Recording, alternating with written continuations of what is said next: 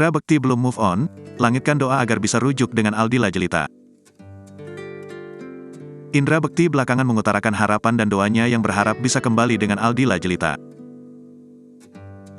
Sebagaimana diketahui bahwa Indra Bekti telah resmi bercerai dengan Aldila Jelita setelah digugat cerai pada tanggal 27 Februari tahun 2023 lalu.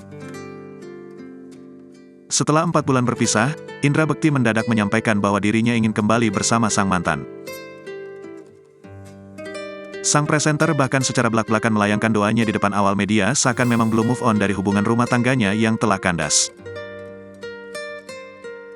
Ya Allah, semoga aku bisa kembali lagi sama Dila.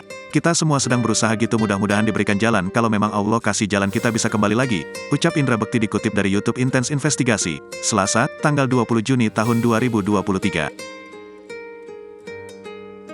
Kini Indra Bekti pun sedang merangkak untuk perlahan memperbaiki hidupnya yang sempat terhenti sejenak karena sakit.